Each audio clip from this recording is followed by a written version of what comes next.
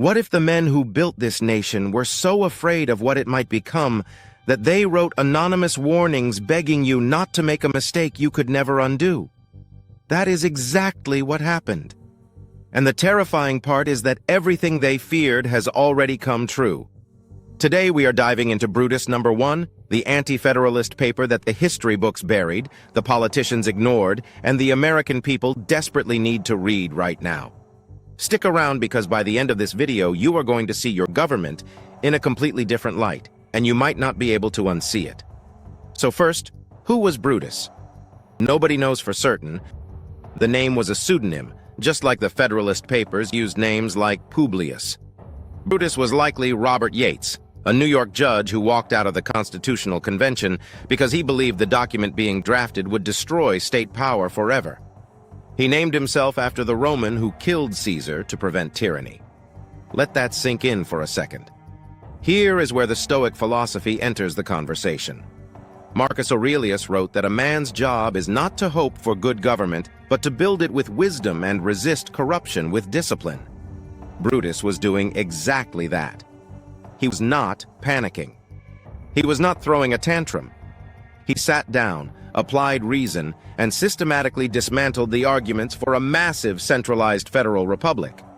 That is Stoicism in political action. Clear eyes, cold logic, uncomfortable truth. Now let us talk about what Brutus actually said, because this is where it gets fascinating and honestly a little alarming. His first major warning was about Article 1, Section 8 of the Constitution. He called it a gateway to uncontrollable power. Congress was given the authority to pass any law necessary and proper to carry out its duties. Brutus argued that this language was so vague and so broad that Congress could justify doing virtually anything it wanted under that clause. You want to laugh?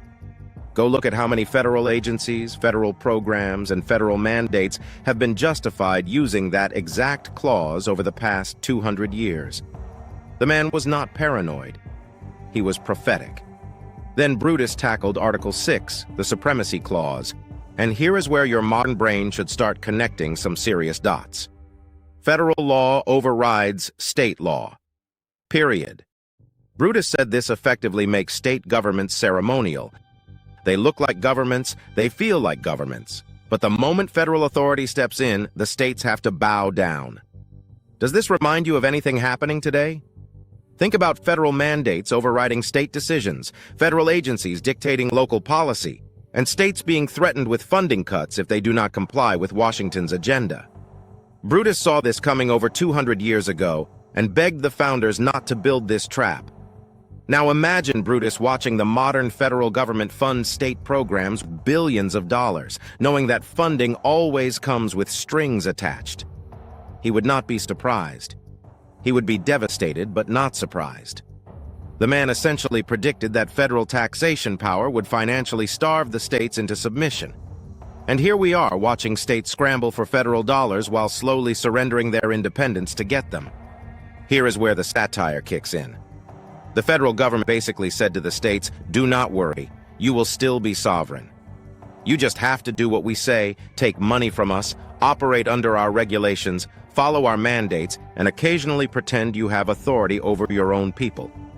But other than that, total sovereignty. Congratulations, you are a very independent puppet. Brutus also warned about standing armies in peacetime. A professional military that exists permanently, he argued, always becomes a tool of government control over citizens rather than a defense against foreign threats. The founders had just fought a war against a government that used soldiers to occupy civilian life and enforce political obedience.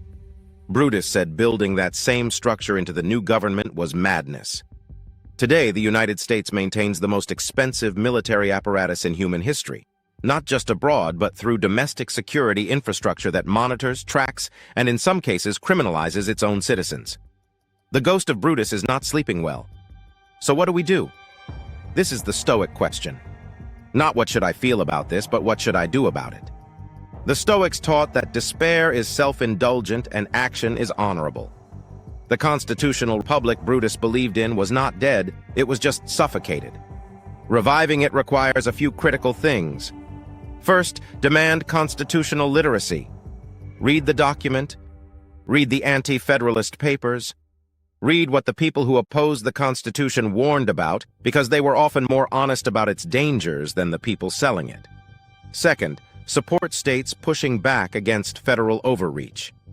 The 10th Amendment was placed in the Bill of Rights specifically because of people like Brutus who demanded a check on centralized power. Use it, defend it, vote for people who actually understand it. Third, stop treating government expansion as progress. Every new federal program, every new agency, every new mandate should be viewed through the lens Brutus gave us. Who loses power when Washington gains it? The answer is always the same. You do. Fourth, elect people who understand that the constitutional republic is not just a historical concept, but a living operating system for freedom that requires maintenance, vigilance, and the willingness to say no to convenient power grabs. Brutus wrote his warnings anonymously because speaking truth to power was dangerous even in 1787. Imagine what he would think about our world today, where the government can track your phone, monitor your spending, and regulate your speech while calling it protection. The republic Brutus fought to preserve through his words is still technically on paper. Whether it lives in practice depends entirely on whether people like you and me decide to actually care. If this video made you think, made you angry, or made you want to go read Brutus Number One yourself, then it did its job. Hit that like button so more people can find this content. Subscribe because we are just getting started on these conversations. Share this with someone who needs to hear it. And drop a comment below telling me which part of Brutus's warnings you think has come true the most. I read every single one. Help us restore our republic. Vote Rachel Fox for U.S. Senate this November 3rd.